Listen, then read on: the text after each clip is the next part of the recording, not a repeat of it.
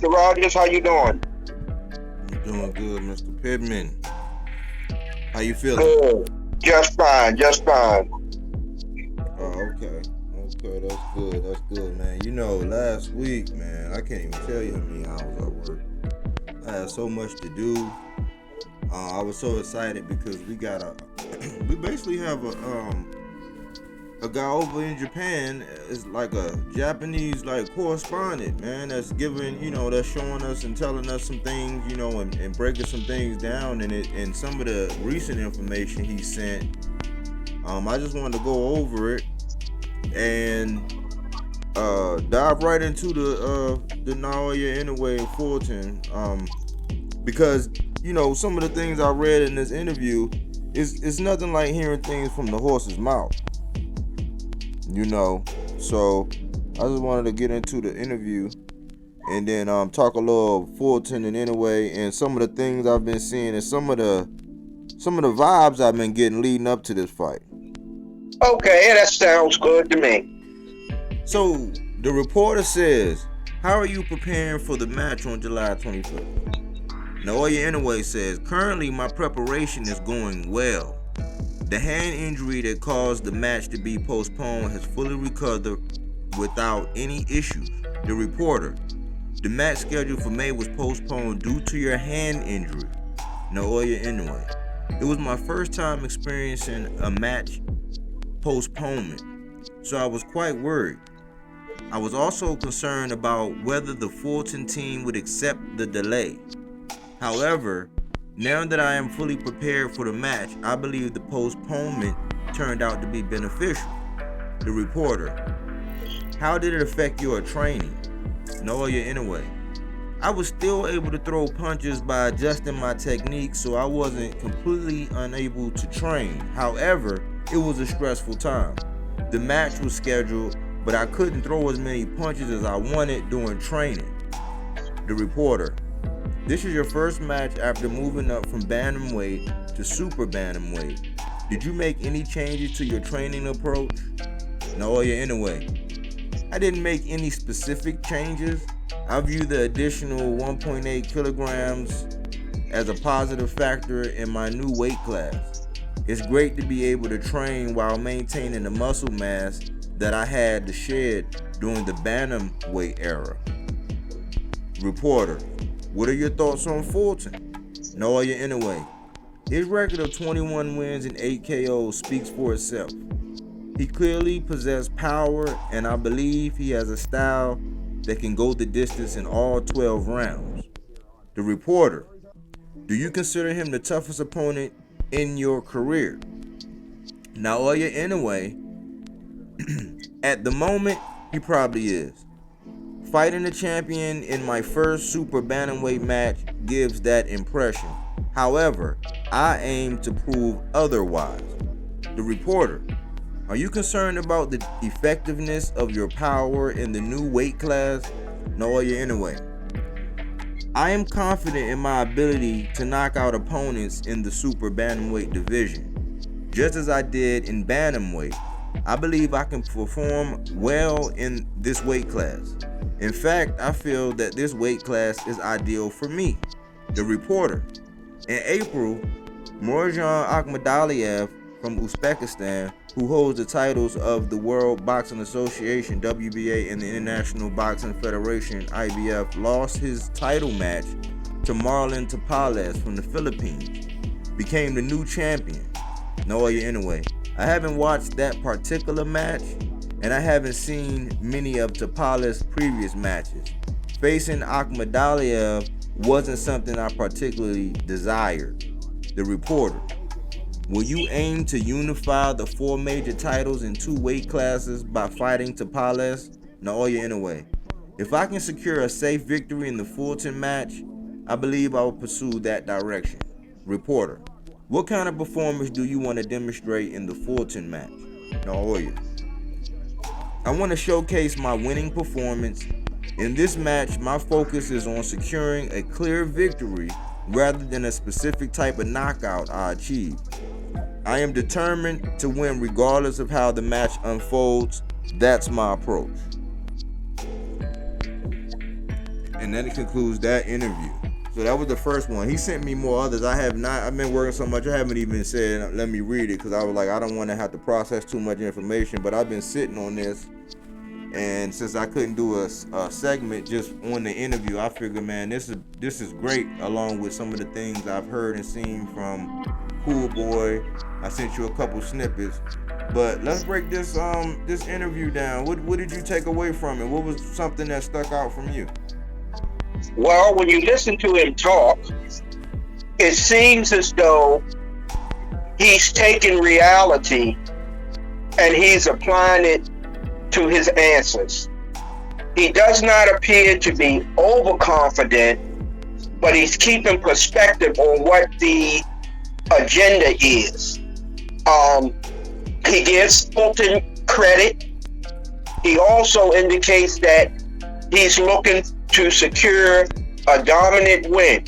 Not necessarily a knockout, but he wants to make sure that he can solidify a win that won't be controversial towards the viewer's perspective. It seems to me that he's keeping his agenda on focus, and he just seems to be really dedicated to what he's attempting to accomplish. He does not, in my viewpoint, seem to be arrogant. He does not discredit any flaws that Fulton may have that he sees. He's just taking this fight the way you're supposed to take a championship fight. So hopefully he's gonna exhibit everything that he's talking about in this bout, and hopefully for him, he'll be victorious. Right. Yeah, I think if the translation was spot on, then I would say that he does seem confident. It wasn't overbearing, but it was enough to let you know, like, okay, cool, he feel good, he's in a good place. But some of the key points, these stress points we had talked about earlier was the injury. And I was actually talking about a hand injury for a boxer because, it was two different eras when it came down to Floyd, and a lot of it, outside of the ring, it was one thing, you can clearly see the difference. But really inside the ring, it was a difference with Floyd when he was Pretty Boy, and then he went to Money May. And part of it was, the fist, having brittle hands, and he had to go to different gloves. And he was really known when he was at the lower weight classes, he was really like knocking people out, getting them out of there. But it was because of his hands, he kind of learned that, hey, I probably just got to box people's heads off. And so that was a transition. So I had questioned the hand injury, and Naoya came right out and addressed it. It wasn't a knee, it wasn't anything else. He hit it right on the head and said that it was a hand injury, and that he was stressed about it because he is a puncher. So that, to me, I give him credit for that, because that shows a little vulnerability, and it's like, it's being honest. You know what I'm saying? A lot of people want to run around and put on these facades like you don't get hurt, you don't stress. We know that these are boxers and they get hit in the head for a living, so I applauded that. He did say that he could still go through, he just couldn't really land, but he had to punch with a different technique. And so I imagine that it's just like sometimes when somebody get hurt, and like me, I write with my right hand, but I'm a southpaw. So I guess I would be right hand dominant, but if something were to happen, how you get to practice with your left, and sometimes it kind of makes you grow. So it might not be that much of a bad thing. But he confronted it head on, confirmed the hand injury, and what was the other thing? As far as the weight, he was saying that he feels just as confident that he can knock somebody out at 122 that he was at 118. So he believes that he does still have his knockout power. He said it might even be ideal for him. And that's why I like this. This is so valuable in the hindsight, because we kind of walked it down the path like if we knew or kind of had grabbed some information, we'll come out. But we was reserving judgment until we know the facts. And we didn't know how much he walked around, and then one of our viewers had chimed in and gave us that. So we was like, okay, well, cool. He cutting less weight, so he might feel better, and he comes out and confirm it. So he confirms that. And then I want to speak to the mindset that I hear in this before I get on over to the Fulton side. The mindset, the way Naoya is looking at this fight is he's compartmentalizing errors. So, because if you listen, he was saying in the bantamweight era and now in this super bantamweight era, he kept referring to error in this interview. So he's looking at this like, oh, okay, cool. Like he looking like this is like another realm. So, and he's giving it the credit by fighting the unified champion, but he's looking at this like the beginning of his next era. So I'm thinking in his mind, he's thinking he got to make a statement with it, like he said, with a dominant performance. I agree 100%. He's venturing into a new territory, and he wants to make a statement.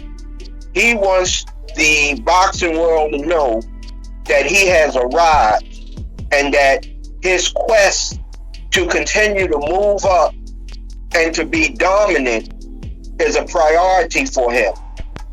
And he has all the confidence in the world, but he's speaking on what he feels is his own ability to be masterful in the ring. He's not discrediting the other fighter and taking away from anything that he has attributed to.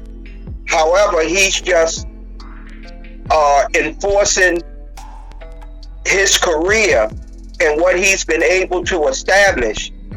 And for him, he seems to desire continued further progress as a fighter. That's what I hear from his comments, that his journey isn't over. He has more to want to achieve, and he has all the confidence in the world that he'll be able to be successful. Right. Yeah, that's what it seemed like. You know, this no speaks of retirement. This is the beginning of another era.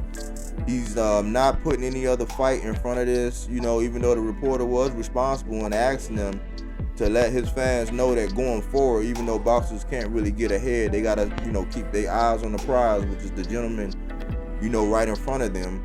You know, but he did allude to the fact that, yeah, he might go in that direction and unify. So he's all about, I gathered, legacy. But if I go back to what he was saying inside of the ring, when I'm focusing on trying to get more intel as to how Inoue looking at Fulton, he says in his specific words, I believe he has the style that can go the distance in all 12 rounds.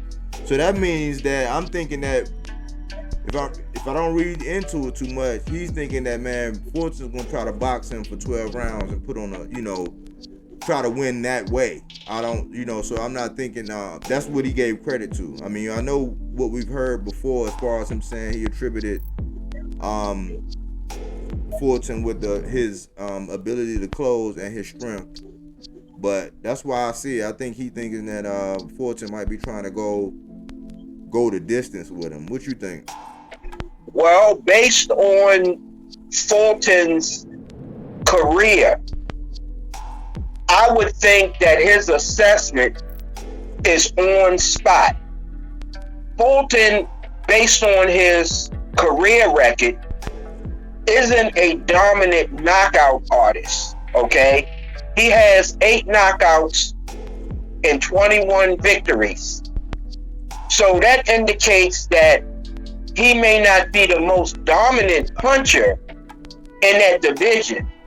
However, his other attributes that he brings to the table can make it difficult for another fighter to come away with a victory, because he does have movement, he has boxing ability, and he has the stamina to go the 12-round distance. So the assessment that Inoue has made, I think that assessment is spot on when you critique and look at Fulton's career. I think that would probably be the strategy that he's bringing to the table, because by doing that, he would be bringing all his best attributes into the ring. Going into the ring trying to solidify the KO, that's not predominantly what he has done in his career. So I think he has to continue to do what got him to the dance and don't try to do anything different. If he's able to hit Inoue, stun him, and maybe get him hurt, and the knockout seems to develop right in front of him, I think that's one thing. But to initially go out looking for the KO, that's really not his style. Yeah, that's not. So, That's not his style. That's not his MO. And really, when you look at his real tools, like his tools is his jab, which is a style that if you use a jab and you got a good stick and you keep a good stick out there, then you can last. I mean, because your conditioning got to be good, but his tools really is his footwork, because he can manage distance. He knows how to, come back and forth. Even though he will engage in a firefight, he has a good jab that he can stay and fight off of. Because some of his hooks, some of his exchanges where he hold his jab out and then come back, So he does have that kind of style that lends itself to going the distance. But I want to talk about a lot of things going on with Fulton, man. It's like, I know conversation is getting a little weird, surrounding this fight. And it's a lot of people that are, when they're talking about this fight, the number one thing they say is, who has Inoue fought?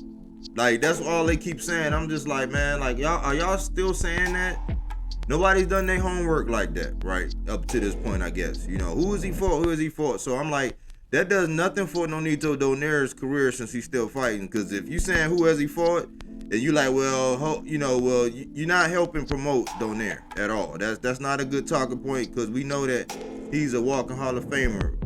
Rodriguez, he's getting ready to fight again.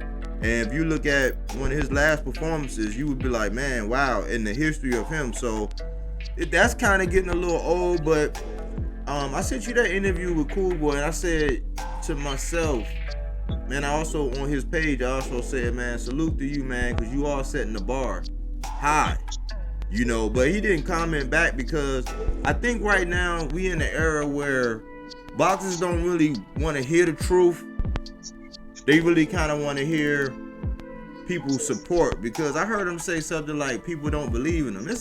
Man, there's so many people that believe in Stephen Fulton. I think that because they're humans and they have feelings, at times they get to talk in front of the mic and say things, but when it comes down to skill for skill, pound for pound, which this is that caliber of fight, when this fight was first announced, and the first thing I heard about this fight come out of Fulton, he said, Inoue is a hype job.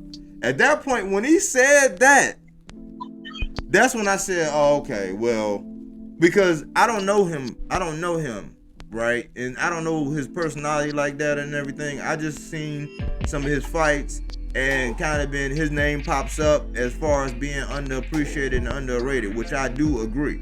And he doesn't have that style. But when he initially said Inoue is a hype job, and all of his glamour is because of where he's from, I was just, after that, it was like, okay, as far as what he's saying, what the camp is saying, what people around, I just was like, I can't really listen to it, because I'm from an era where your homies is going to tell you, nah, man, you could get better at this, or, man, I seen you do better at that.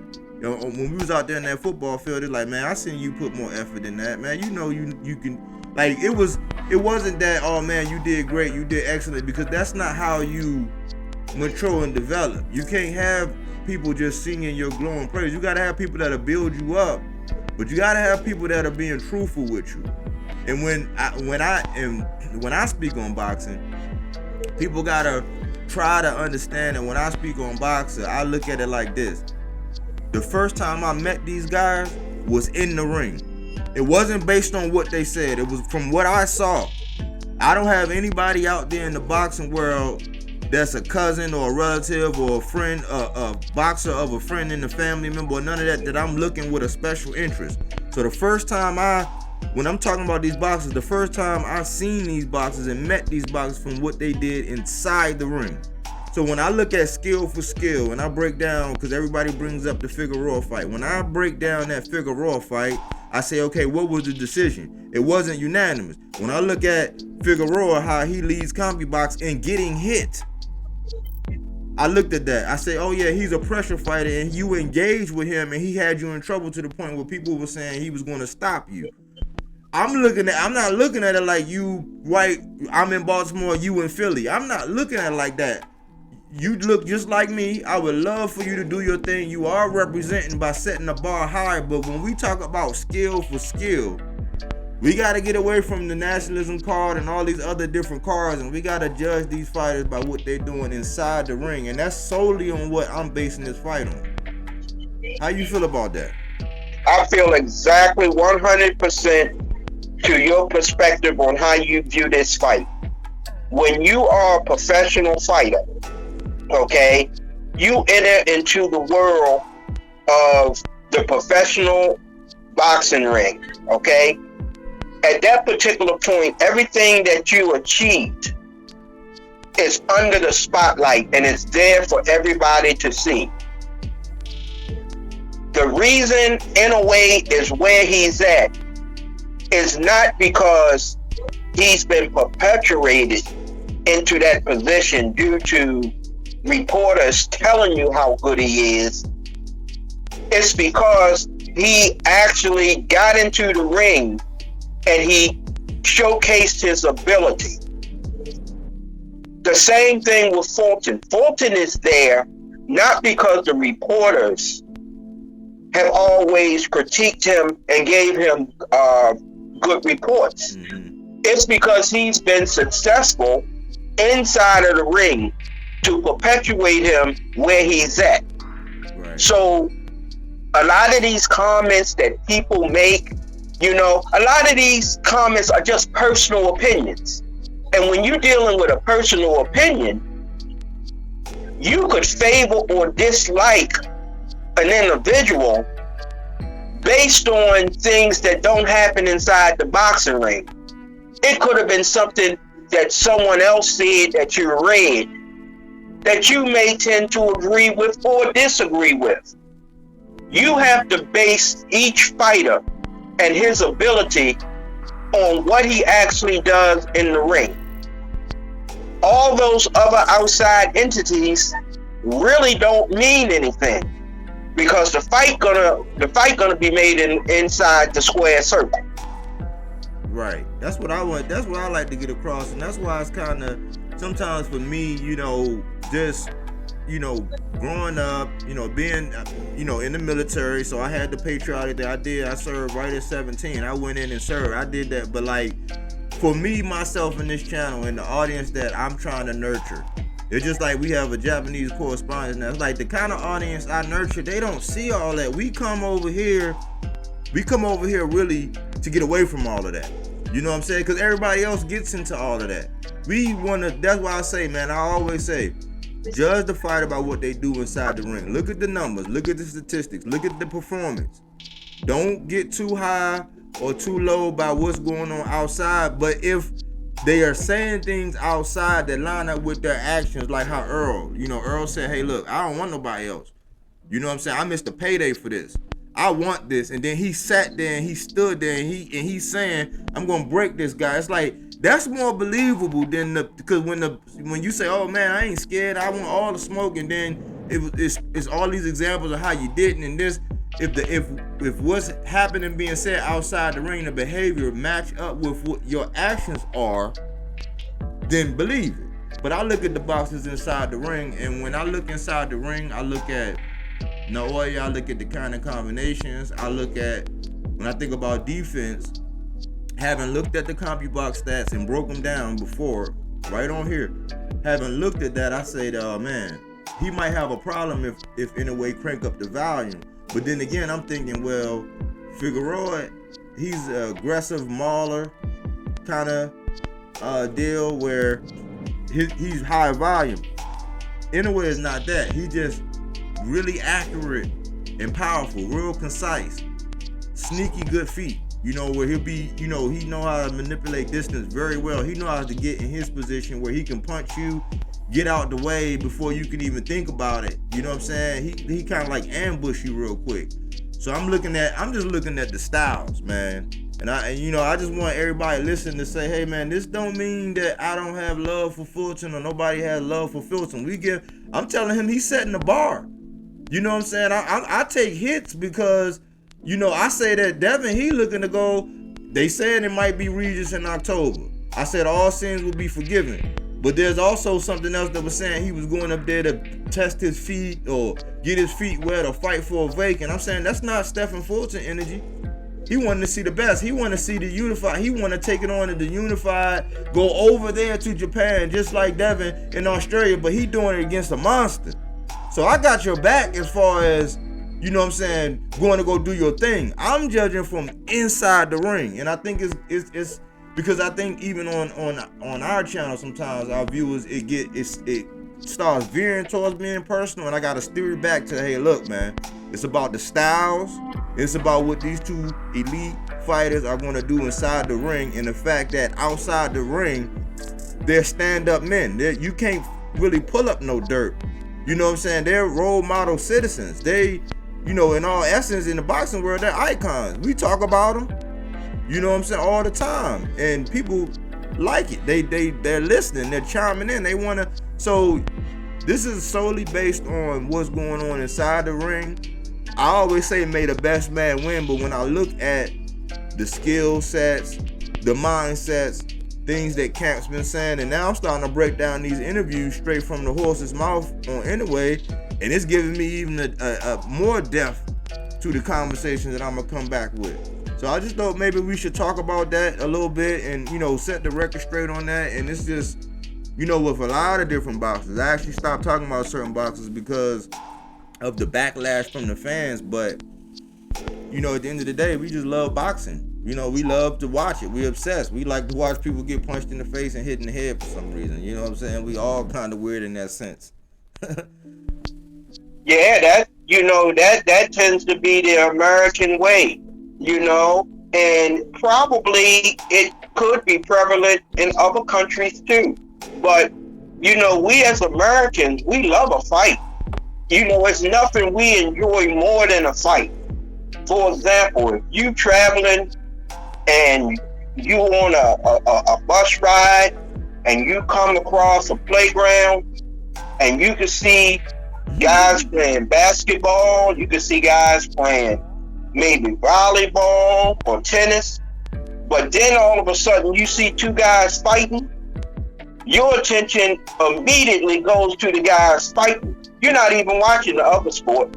We tend to want to see a fight, and it's just in our nature. Mm-hmm. You know, I can't explain why, but there's nothing that's any more intriguing to watch than two people fighting.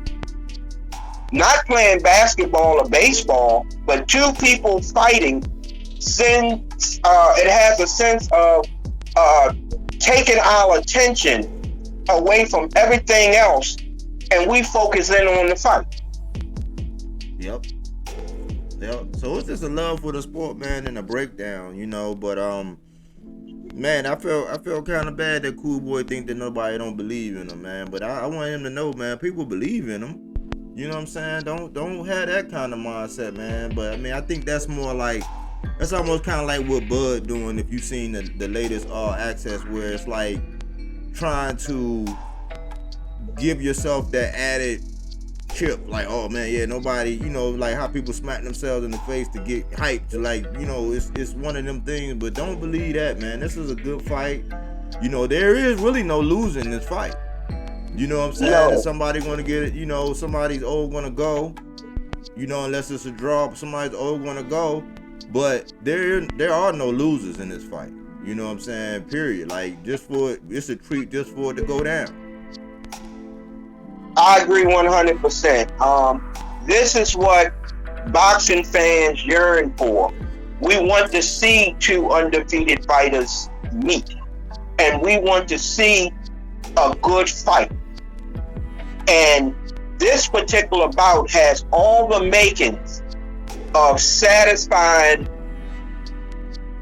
the fight fans. So I'm looking forward to it, and I give Fulton credit, I give Inoue credit. They both are daring to be great, and this is what the sport is all about. You know, there wasn't a whole lot of back and forth. They realized that this is a fight that they wanted, what the fans wanted, and they appeased everybody. And for Fulton, he probably going to earn more money in this fight than he may have earned throughout his whole career. Who knows? I don't know how many million he's going to get, but I don't think Fulton has really been $1 million fighter throughout his career. You know, in many cases, unless you're a pay-per-view type individual with a large gathering, even though you are a champion, you may not showcase those big multi-million-dollar paydays, you know? So for him, I think he's going to earn the most money he has earned. So therefore, for him, traveling might be a little, you know, a little awkward, a little something that he's not really used to doing as a professional, going overseas. But it's not an uncommon act in boxing to travel overseas, especially for a championship fight. But I think the bottom line, the pot is at the end of the rainbow. When he travels over there, there is a pot of gold for him at the end of the rainbow. So win or lose, he's going to be successful, because this is professional boxing. What puts the emphasis and the exclamation point on professional boxing is that you get paid for doing it. Yes, so sir. therefore, you want a handsome payday, and I think he will get that.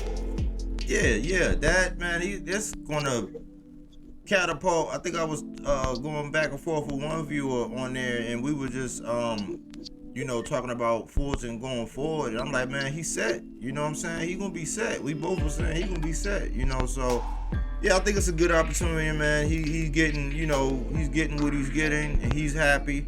He's motivated, and you know, they both have tall feats ahead of them. You know, I just thought that I would want to break down this interview and really cement, you know, some things that was in question before that we, you know, had out there lingering. So we cemented that. And I'm gonna keep breaking down these other interviews and sending you some things, just like that Fulton interview. And in that Fulton interview, before we close, in that Fulton interview, I saw, you can kind of see how the cultural difference, because a lot of the questions were like, they almost seem extremely blunt, because they want to know how much weight, and you know, how much, are you real close to weight, how you travel, are you having any complications. They want to know the length, the breadth, the depth, you know what I'm saying, how much volume it holds, you know, its capacity. They want to know everything, you know. So you got to see in that interview, that's what I saw about that culture, and I think that do take a little bit of adjusting. So, you know what I'm saying, I tip my hat to him, you know, for being over there. And then he had one dude with him when I saw him over there. So, you know, he doing his thing. You know what I'm saying? I wish him the best in the fight. You know, and we gonna get what we want. And I think somebody came out and said like 4:00 in the morning, so it's gonna be early. Okay. So we gotta set our alarm clocks and everything, because we less than 10. We less than 10 now. So the other day it was 10 days out. So it's on its way. I just thought we'll get that out of the way, and we still got to do that Spence Crawford. I'm gonna call it draw the line. Where we draw the line, man, because there's a lot of people putting on their flip flops right now. So I just want to go ahead and draw the line, you know, and talk about that. You know, now that I'm not working so much in the evenings.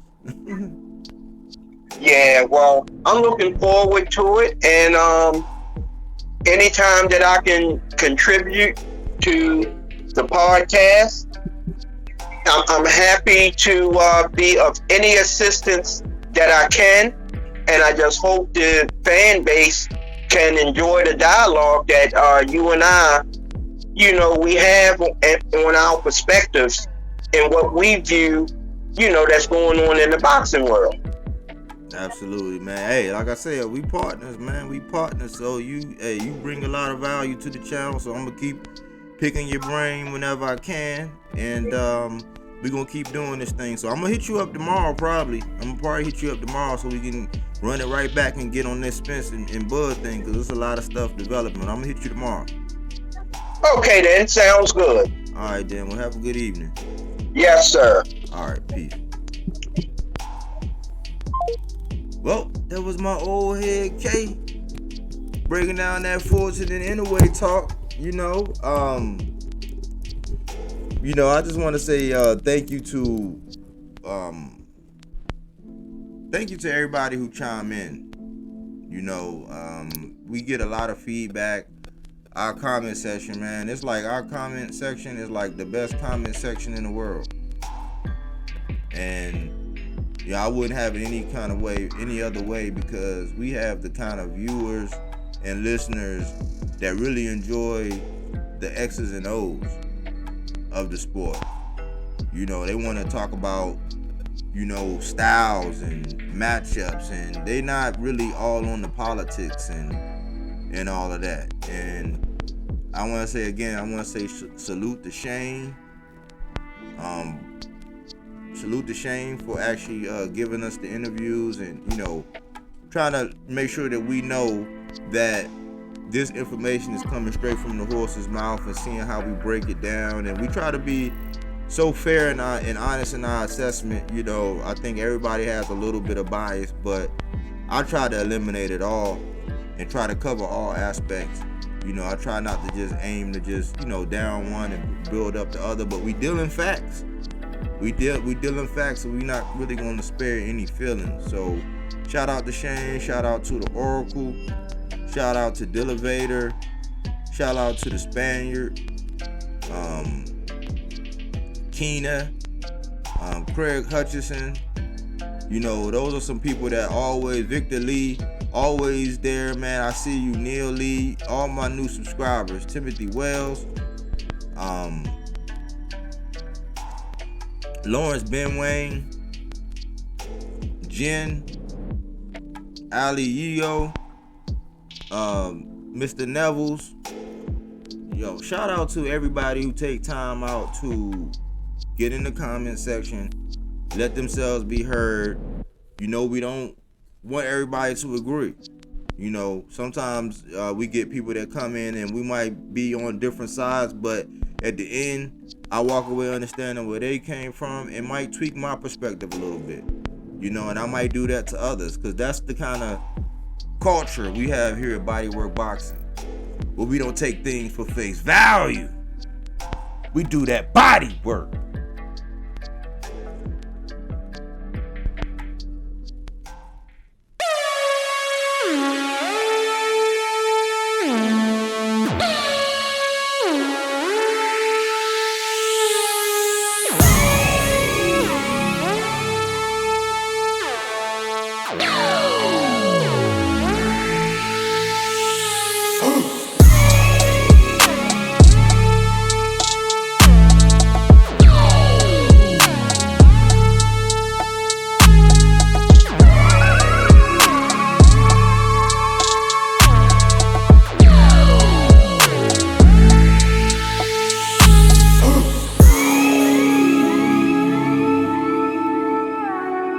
Oh.